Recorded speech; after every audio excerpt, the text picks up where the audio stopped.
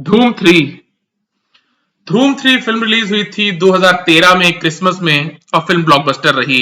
Film ने बहुत से रिकॉर्ड्स तोड़े। धूम थ्री पहली इंडियन फिल्म थी जिसने 500 करोड़ किया था ग्लोबल बॉक्स ऑफिस पे। फिल्म के first day collections, weekend day collections, week one collections, सारे कलेक्शंस ने बॉक्स ऑफिस रिकॉर्ड्स तोड़े थे। वो सारी चीजें धूम थ्री के साथ हुई थी। फिल्म ब्लॉकबस्टर रही थी। मुझे पर्सनली ऐसा लगता है कि धूम थ्री फिल्म के लिए अगर आदित्य चोपड़ा और आमिर खान ये डिक्लेयर कर देते कि जो लोग टिकट खरीद करके थिएटर में आएंगे धूम थ्री देखने के लिए, उनको लिटरली कोई फिल्म देखने को नहीं मिलेगी, सिर्फ एक पोस्टर देखने को मिलेगा धूम थ्री का। उसके बावजूद वो फिल्म ब्लॉकबस्टर होती, उसके बावजूद वो फिल्म ब्लॉकबस्टर होती। धूम थ्री फिल्म का फेल होना, धूम थ्री फिल्म का फ्लॉप होना पॉसिबल ही नहीं था। धूम थ्री फिल्म इंडियन सिनेमा की उस पॉइंट इन टाइम तक सबसे ज्यादा एंटिसिपेटेड फिल्म थी। सबसे ज्यादा एंटिसिपेटेड फिल्म थी Dhoom three, there is no doubt about it. और उसकी वजह यह है कि जो फर्स्ट वाली धूम है और जो सेकंड वाली धूम है वो लव्ड फिल्म्स हैं, वो क्लासिक फिल्म्स हैं, उनकी बहुत अच्छी रिकॉल वैल्यू है। लेकिन मुझे पर्सनली ऐसा लगता है कि Dhoom three as a film it's a terrible film, it's a terrible film. और विजय कृष्णाचार्य ने आदित्य चोपड़ा को कैसे कन्विंस किया था इस स्क्रिप्ट को ग्रीनलिट करने के लिए, इसका जवाब तो सिर्फ मां दुर्गा ही दे सकती है। इसका जवाब सिर्फ मां दुर्गा दे सकती है, क्योंकि मुझे नहीं लगता कि उनके अलावा किसी को भी पता होगा कि विजय कृष्णाचार्य ने इस स्क्रीन प्ले को आदित्य चोपड़ा से कैसे ओके करवाया। I just can't fathom this idea कि आदित्य चोपड़ा इस स्क्रीन प्ले को ओके कर जाएंगे, because what you see on screen is, it's terrible, it's literally terrible. Look, the fact of the matter when it comes to the Dhoom franchise is कि यार धूम franchise अपने cool factor के लिए जानी जाती है। फर्स्ट वाली धूम और सेकंड वाली धूम दोनों फिल्में कूल फिल्में थी, राइट। जॉन अब्राहम जो चोरियां करते हैं फर्स्ट वाली धूम में, या ऋतिक रोशन जो चोरियां करते हैं सेकंड वाली धूम में, वो सारी चोरियां वो लोग इसलिए नहीं करते कि उनके साथ कुछ गलत हुआ है, समाज ने उनके साथ गलत किया, सोसाइटी ने उनके साथ गलत किया, बचपन में उनके साथ कुछ गलत हुआ, अब वो बदला लेना चाह रहे हैं, या अब वो गलत राह पे चल चुके हैं और इसलिए। वैसा कुछ भी नहीं है, वैसा कुछ भी नहीं है।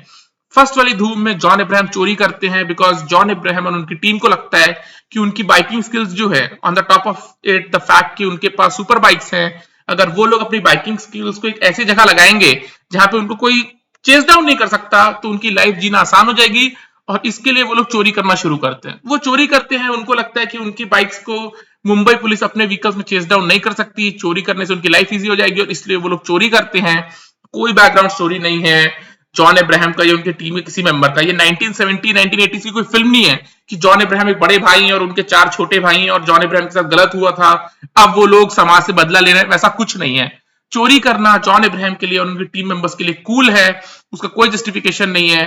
It's just a way of life for them, और वो चीज लोगों को बहुत पसंद आई थी। सेकेंड वाली धूम में ऋतिक रोशन खुद को चोर भी नहीं मानते, वो खुद को आर्टिस्ट मानते हैं। सेकेंड वाली धूम में फर्स्ट वाली धूम के कंपैरिजन में सारी चीजें 10 टाइम्स बेटर थी। फर्स्ट वाली धूम में हमको एक भी चोरी दिखाई नहीं जाती, हमको कहीं नहीं दिखाया जाता कि जॉन अब्राहम चोरी करते कैसे हैं। सिर्फ इतना पता चलता है कि चोरी हो गई, अब जॉन अब्राहम की टीम बाइक से भाग रही है और उनको पुलिस चेस डाउन करने की कोशिश कर रही है। सेकेंड वाली धूम में संजय कादवी ने हर चोरी को होते हुए दिखाया है, और हर चोरी जो ऋतिक रोशन सेकेंड वाली धूम में करते हैं, it blows away your mind, it blows away your mind. वैसा सिनेमा इंडियन ऑडियंसेस ने कभी नहीं देखा था। और हर चोरी जिस फिल्म में ऋतिक रोशन करते हैं एज अ कंप्लीट आर्टिस्ट, क्योंकि वो पैसे नहीं चुरा रहे हैं, वो लिटरली प्राइसलेस चीजें चुरा रहे हैं। नोबडी नोज कि उसमें प्राइसलेस चीजों का क्या होता है। He considers himself an artist, and as an artist वो चोरी करते हैं। हर चोरी आपका दिमाग घुमा करके रख देती है। वैसी फिल्म आपने इंडियन सिनेमा में कभी नहीं देखी थी। दोनों फिल्में बेहद ही कूल हैं। ऋतिक रोशन के कैरेक्टर को भी कोई बैक स्टोरी नहीं दिया गया है कि ये फला फला रीजन है, उनके साथ गलत हुआ था तो अब वो चोरी कर रहे हैं, नहीं। Hrithik Roshan considers himself an artist, और इसलिए वो उस आर्ट को परस्यू कर रहे हैं। और जॉन अब्राहम के लिए भी वो चोरी it's a way of life for him and his team, और इसलिए वो उनको कर रहे हैं। नाउ धूम 3 में क्या है? धूम 3 में लिटरली विजय कृष्णा आचार्य ने, जिन्होंने धूम और धूम 2 की स्क्रीन प्ले में कंट्रीब्यूट किया है, उन्होंने धूम 3 में इमोशन डाल दिया है। उन्होंने धूम 3 में इमोशन डाल दिया है कि फिल्म के शुरू में हमको दिखाया जाता है। पहले तो मैं आपको ये बता दूं कि धूम 3 के जो शुरू के 40 मिनट हैं वो बहुत ही एमेच्योर है, वो बहुत ही एमेच्योर है। आई डोंट नो कि ऐसी चीज क्यों ग्रीनलिट की गई थी, बट व्हाटएवर। फिल्म के शुरू के 15 मिनट में धूम 3 में हमको दिखाया जाता है कि जैकी श्रॉफ आमिर खान के फादर हैं, और जैकी श्रॉफ ने वेस्टर्न बैंक ऑफ शिकागो से कुछ कर्जा लिया था, वो कर्जा नहीं चुका पा रहे हैं, तो बैंक वाले उनको बोलते हैं कि आप हमारी जगह खाली कर दो, और इसकी मजबूरी में आकर के जैकी श्रॉफ खुद को मार देते हैं। एंड आमिर खान जो बचपन में चीज देख चुके हैं, उनको लगता है कि बैंक की वजह से जैकी श्रॉफ की जान गई, तो जैकी श्रॉफ के बेटे आमिर खान उस बैंक को बर्बाद करने के लिए निकल पड़ते हैं, राइट। यहाँ पे इमोशन अटैच किया गया है ना। Look, the fact of the matter is यार कि कोई भी कंट्री में जहां पे रूल ऑफ लॉ है, वहां पे ऐसा ही होता है, अगर आपने बैंक से कर्जा लिया तो या तो आप उस कर्जे को वापस करो या तो बैंक आपकी प्रॉपर्टी सील कर लेगी। तो ये चीज जो हमको धूम 3 में दिखाने की कोशिश की जा रही है कि देखो बैंक्स इविल है, कोई इविल एक्ट नहीं होता है जैकी श्रॉफ के खिलाफ, कोई इविल एक्ट नहीं होता। बैंक उनसे कर्जा मांगती है, उनके पास कर्जा नहीं है तो उनको बोला जाता है जगह खाली कर दो, इस फला फला डेट को हम अपनी प्रॉपर्टी सीज कर लेंगे, और जैकी श्रॉफ खुद की जान दे देते हैं। और इस बेसिस पे हमको कन्विंस करने की कोशिश कर रहे हैं डायरेक्टर कि देखो ये बहुत बड़ा इमोशनल रीजन है।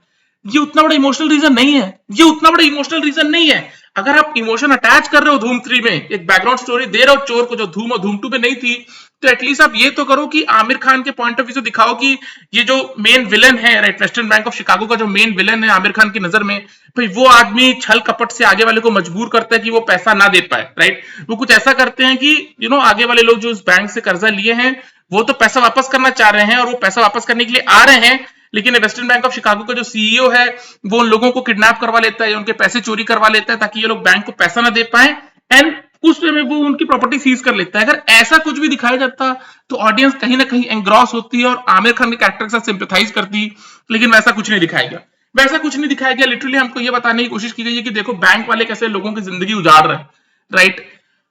चोरियां शुरू होती हैं, वेल सिर्फ एक एक्शन सीक्वेंस है धूम 3 में थ्रू आउट। एक बाइक है वो BMW जिसकी स्पॉन्सरशिप होगी जरूरी जरूरी यशराज फिल्म के साथ। एक बाइक में आमिर खान वही शिकागो की एक पर्टिकुलर स्ट्रीट में ही बस भाग रहे हैं, यहाँ वहां, एंड देन वो इंटरवल पॉइंट के पहले वो जो मोटर बोट वाला चेसिंग सीक्वेंस आता है जहाँ पे उनकी बाइक BMW एक मोटर बोट बन जाती है और वो उस नदी से भाग रहे होते हैं, all that, and that's the only action sequence, that's the only action sequence. Uday Chopra का जो किरदार है, उदय चोपड़ा का किरदार जो ईशा देओल के साथ अपनी टपोरी भाषा में फ्लर्ट करता है, उदय चोपड़ा किरदार जो बिपाशा बासु के साथ सेकंड धूम में अपनी टपोरी भाषा में फ्लर्ट करता है, वो हाईलाइट है उन मोमेंट्स के, उस फिल्म के वो मोमेंट्स हाईलाइट मोमेंट्स हैं, ऐसा नहीं है मोमेंट्स खराब है। उदय चोपड़ा इरिटेटिंग नहीं है, उदय चोपड़ा ने एज अली अपना काम बहुत अच्छे से किया है, अपने टपोरी लैंग्वेज में ईशा देओल को परेशान करना, फ्लर्ट करना, टपोरी लैंग्वेज में बिपाशा बासु को परेशान करना, फ्लर्ट करना, वो उस फिल्म के हाईलाइट मोमेंट्स हैं। यहाँ पे उदय चोपड़ा को शिकागो भेज दिया गया, ऑफकोर्स उनको इंग्लिश नहीं आती, अब उनको एक ब्लॉन्ड वुमेन दी गई है जिनके साथ वो फ्लर्ट करे, वो भी सीन्स नहीं है फिल्म में, बट जहां पे थोड़ा बहुत फ्लर्ट करते हैं उस ब्लॉन्ड वुमेन के साथ जो उनकी टीम का हिस्सा है, वो टूटी फूटी इंग्लिश में उसके साथ फ्लर्ट कर रहे हैं, that does not connect with the audience, that does not connect with the audience. टूटी फूटी इंग्लिश में फ्लर्ट करना फिजिकल परफॉर्मेंस चाहता है, और फिजिकल परफॉर्मेंस उदय चोपड़ा का स्ट्रेंथ है ही नहीं। आप उस ब्लॉन्ड वुमेन की जगह एक इंडियन अमेरिकन दे देते जिसको हिंदी आती है, और उदय चोपड़ा का वही ट्रैक जो ईशा देओल के साथ था, बिपाशा बासु के साथ था, वो ट्रैक यहाँ पे भी रहता है, एटलीस्ट कुछ तो ह्यूमर होता है उस फिल्म में, कुछ तो ह्यूमर होता है उस फिल्म में। कैटरीना कैफ लिटरली 2 सीन के लिए है, राइट, फर्स्ट हाफ में, और लिटरली 2 सीन के लिए सेकंड हाफ में, राइट। कमली गाने के टाइम कैटरीना कैफ आती है फर्स्ट हाफ में, एंड देन मलंग गाने के टाइम कैटरीना कैफ आती है फर्स्ट हाफ में। और कैटरीना कैफ इस बार आमिर खान के साथ चोरी नहीं कर रही है, ओरिजिनल धूम में जो हीरोइन है ईशा देओल वो भी चोरों के ग्रुप का हिस्सा है, फिर ऐश्वर्या राय भी चोर का साथ देती है सेकंड वाली धूम में। लेकिन इस धूम में जहां पे एज एन ऑडियंस आप ऑलरेडी एंटिसिपेट करते हो कि आमिर खान कैटरीना कैफ है, तो आप मानते हो कि यार आमिर कैटरीना इस बार चोरी करेंगे and all that. Katrina Kaif को लिटरली उस चोरी का हिस्सा भी नहीं बनाया गया, she is not even in the film, she is not even in the film, वो फिल्म सिर्फ गानों के लिए, वो फिल्म सिर्फ गानों के लिए। और धूम 3 का जो सेकंड हाफ है, आई थिंक उससे ज्यादा टेरिबल सेकंड हाफ शायद ही किसी यशराज की फिल्म का है, उससे ज्यादा टेरिबल सेकंड हाफ शायद ही किसी यशराज की फिल्म का है। मुझे लिटरली एक भी सीन याद नहीं है धूम 3 के सेकंड हाफ का, एक सिंगल सीन मुझे याद नहीं है धूम 3 के सेकंड हाफ का। सिर्फ इतना याद है कि वो फाइनल क्लाइमैक्स में वो जो दोनों भाई होते हैं वो वहां से कूद जाते हैं उस डैम से, उसके अलावा मेरे को लिटरली एक सीन याद नहीं है धूम 3 के सेकंड हाफ का।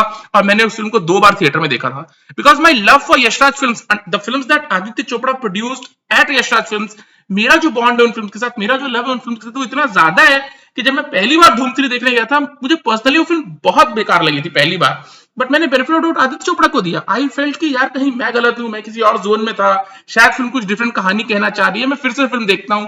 मैं अगले हफ्ते दोबारा धूम 3 को थिएटर में देखने गया, और उस बार भी मेरे को फिल्म उतनी ही खराब लगी, उस बार भी वो फिल्म मेरे को उतनी ही खराब लगी। और लिटरली फिल्म का जो सेकंड हाफ है, धूम 3 का जो सेकंड हाफ है, it does not make any sense, it's a terrible second half. और उसका तो लिटरली मेरे को एक सीन भी याद नहीं जिसके बारे में बात कर सकूं, राइट। और वो क्रिस्टोफर नोलन की फिल्म द प्रेस्टीज से जो वो सीन को, वो मोमेंट को रिप ऑफ किया गया, वो एंगल को रिप ऑफ किया गया जहां पे पता चलता है कि 2 लोग हैं, राइट। मुझे सच में नहीं पता विजय कृष्णाचार्य ने इस स्क्रीन प्ले को आदित्य चोपड़ा से कैसे ग्रीनलाइट करवाया, इस स्क्रीन प्ले को विजय कृष्णाचार्य ने आदित्य चोपड़ा से कैसे ग्रीनलाइट करवाया। यार ये ऐसा भी नहीं बोला जा सकता कि धूम 3 बच्चों की फिल्म है, डिज्नी वाले बच्चों की फिल्म बनाते हैं, और उन बच्चों की फिल्म को बच्चे भी इंजॉय करते हैं, बड़े भी इंजॉय करते हैं, बूढ़े भी इंजॉय करते हैं, फिल्म की रिकॉल वैल्यू भी होती है। अगर मैं धूम 3 को बच्चों की फिल्म बोलूं, जो कि मुझे लगता है कि वो थी, उसमें भी वो फेल है, क्योंकि मेरे हिसाब से उस फिल्म को बच्चे, शायद जो लोग फिल्म्स नहीं देखे वो थोड़ा एंजॉय कर भी लेंगे for some of the moments, लेकिन जिन लोगों ने फिल्म्स देखी है, धूम 2 जिन लोगों ने देखी है, वो धूम 3 को कैसे एंजॉय कर सकते हैं? वो धूम 3 को कैसे एंजॉय कर सकते हैं? Dhoom franchise is about being cool, कोई बैकग्राउंड स्टोरी नहीं है धूम फ्रेंचाइजी में विलेन की, कि कोई इमोशनल रीजन है एंड ऑल दैट और इसलिए चोरी हो रही है, राइट? ऐसा कोई एंगल नहीं है, राइट? फिर भी यहाँ पे एक इमोशनल एंगल दिया गया है कि यार ये इमोशनल एंगल है, देखो ये लोग चोरी कर रहे हैं, और लिटरली हर चोरी में एक ही सीक्वेंस है यार, वो पैसे हवा से उड़ रहे हैं, बैंक के नीचे गिर रहे हैं, और आमिर खान एक बैग लगा के बस दौड़ रहे हैं, वो सिंपल एक ही सीक्वेंस है, राइट? धूम 2 देखने के बाद जिस वे में चोरियां दिखाई गई थी, आपके एक्सपेक्टेशंस इतने ज्यादा हाई हैं कि आप सोचते हो कि कुछ डिफरेंट काइंड ऑफ चोरियां होंगी, वैसा ही कुछ एलिमेंट होगा, एलिमेंट ऑफ सरप्राइज, लेकिन वो धूम 1 में चला गया, जहां धूम 1 में चोरियां नहीं दिखाई गई थी, वहां बाइक पे भागते थे, और यहाँ पे तो कोई बाइक भी नहीं है, वो पहले दौड़ के भागते हैं, फिर वो बाइक में भागते हैं। Oh my god, यार, the film does not connect with the audience on any emotional level. Any emotional level, the film does not connect with an audience. और बताने की कोशिश की गई कि बैंक इविल है, अगर बैंक का कर्जा आप नहीं लौटा पाते हो तो बैंक आपको माफ कर दे, राइट? अगर बैंक माफ नहीं करती, आपका कोई रिश्तेदार कुछ गलत कदम उठाता है, तो आप बैंक को बर्बाद कर दो। Western bank of Chicago, film को शिकागो में शूट किया गया। यार, यशराज की फिल्म शिकागो न्यूयॉर्क के लिए नहीं बनी है, यशराज की फिल्म अपने लैंडस्केप्स के लिए जानी जाती है, राइट? लैंडस्केप आपको तब मिलेगा जब लंदन में आप फिल्म शूट करोगे, आप दिल्ली में फिल्म शूट करोगे, आप मुंबई में फिल्म को शूट करोगे, शिकागो में फिल्म को शूट करोगे, न्यूयॉर्क सिटी में फिल्म को शूट करोगे, तो आपको सिर्फ सीमेंट का जंगल देखने को मिलेगा, लैंडस्केप देखने को नहीं मिलेगा। फिर भी विजय कृष्णाचार्य ने इस फिल्म को शिकागो में बेस किया है। ओह माय गॉड यार, ओह माय गॉड, लिटरली मुझे सच में नहीं पता कि आदित्य चोपड़ा ने स्क्रीन प्ले को कैसे ओके कर दिया। मुझे पर्सनली ऐसा लगता है कि धूम 4 जब भी आएगी वो फिल्म उतनी ही गर्म होगी, बिकॉज धूम और धूम 2 की जो वैल्यू है वो ऑडियंसेस के मन में इंटैक्ट है। ऑडियंस बेनिफिट ऑफ डाउट देगी ही देगी आदित्य चोपड़ा को कि धूम 3 अच्छी नहीं बनी, कोई बात नहीं, धूम 4 अगर आएगी, और मेरे ख्याल से कभी ना कभी तो डेफिनेटली आएगी, उसके लिए वही एंटिसिपेशन रहेगा, फॉर श्योर वो एंटिसिपेशन रहेगा। पर धूम 3 it's a terrible film on every parameter, it's a terrible film on every parameter. और मुझे नहीं पता यार कैटरीना कैफ अपने आप को कैसे अलाउ कर सकती हैं इस तरह से एज अ प्रॉप यूज करवाना इन अ फिल्म। वो लिटरली फिल्म में नहीं है, वो लिटरली मतलब रिमी सेन का जो सेकंड वाली धूम में किरदार है ना, वो ज्यादा as compare to Katrina Kaif का किरदार in the third Dhoom film. Literally वो सिर्फ गानों के लिए फिल्म है, राइट? पहले हाफ में तो लिटरली वो 2 गानों के लिए आती है, कमली और मलंग, और सेकंड हाफ में गाने के लिए आती है तू ही जुनू, और फिल्म के एंड क्रेडिट्स में जो धूम गाना आता है, एंड देन बीच में एक सीन होगा कैटरीना कैफ का, वो भी मैं ज्यादा कह रहा हूं। और literally Katrina is nothing, is not in the film also. Esha Deol चोरों के ग्रुप का हिस्सा थी, ऐश्वर्या भी चोर होती हैं, एंड देन सुधरने के लिए वो ऋतिक के पास जाते हैं, ऋतिक साथ फिर चोर बन जाती हैं। इस बार हीरोइन चोरी नहीं है इन द फिल्म। आमिर खान ने इस फिल्म को किया था। आई कांट बिलीव इट यार, I can't believe it. Vijay Krishna Acharya is a terrible director यार। उन्होंने टशन बनाई, बहुत ही खराब फिल्म, धूम 3 बनाई, बहुत ही खराब फिल्म। मेरे ख्याल से ठग्स ऑफ हिंदुस्तान उनके लिए Sholay as compare to the 3 film that he has directed. एक और फिल्म उन्होंने पिछले साल बनाई थी, द ग्रेट इंडियन फैमिली और समथिंग, विद विकी कौशल, वो फिल्म भी डिजास्टर रही। फिल्म लाइन है, हर कोई अपने आप को जीनियस मानता है, तो ऐसा तो नहीं है विजय कृष्णा आचार्य अपने आप को जीनियस नहीं मानेंगे, तो खुद को जीनियस मानेंगे ही कि देखो मैंने एक ब्लॉकबस्टर डिलीवर की थी धूम 3। लेकिन धूम 3 का ब्लॉकबस्टर होना, जुरासिक पार्क का ब्लॉकबस्टर होना का डायरेक्टर से क्या लेना देना यार? जुरासिक पार्क फिल्म 2022 में आई थी, 2018 में आई थी, क्रिस प्रैट है, 2015 में जो आई थी उसमें भी क्रिस प्रैट है, तीनों फिल्म $1 बिलियन प्लस कमाई है, तो उसका क्रिस प्रैट से क्या लेना देना? उस फिल्म में अर्जुन कपूर होते, चंद्रचूड़ सिंह होते, आमिर खान होते, टॉम क्रूज होते, कोई नया लड़का होता, उस फिल्म का क्या खराब हो जाता है यार? वो फिल्म लोग हीरो के लिए, डायरेक्टर के लिए थोड़ी देखते हैं, वो फिल्म तो लोग क्रिएचर्स के लिए देखते हैं, राइट? ये कुछ फिल्म से, कुछ जॉनर्स हैं यार जिनका डायरेक्टर हीरो से कोई लेना देना ही नहीं है। लेकिन क्योंकि विजय कृष्णाचार्य डायरेक्टर थे धूम 3 के, तो क्रेडिट लेना चाहेंगे, खुद को जीनियस बताएंगे। विक्टर, आमिर खान उनको विक्टर बता रहे थे, विक्टर जैसे विक्ट्री का विक्टर है वो कोई। मुझे सच में नहीं पता यार, लिटरली अगर आदित्य चोपड़ा कहीं बताएं तो मैं 1 लाख रुपए देने को तैयार हूं वो टिकट लेने के लिए, जहां पे ऑडिटोरियम में आदित्य चोपड़ा बैठ के बताएं कि मैंने धूम 3 में क्या देखा कि उसको ग्रीनलिट करवाया और विजय कृष्णाचार्य को डायरेक्टर बनाकर के वो फिल्म बनवाई। It's a terrible film. और सेकंड हाफ ऑफ धूम 3, मुझे लिटरली एक भी सीन याद नहीं है, तो मैं बात भी क्या करूं फिल्म के सेकंड हाफ में, 2 बार जबकि मैंने फिल्म को थिएटर में देखा था। The second half does not make any sense at all, but फिर भी फिल्म बनानी तो 2 घंटे 50 मिनट फिल्म का रन टाइम है। अनबिलीवेबल यार, unbelievable. I really don't know Aditya Chopra ने फिल्म को कैसे ग्रीनलाइट किया। चलो बाय।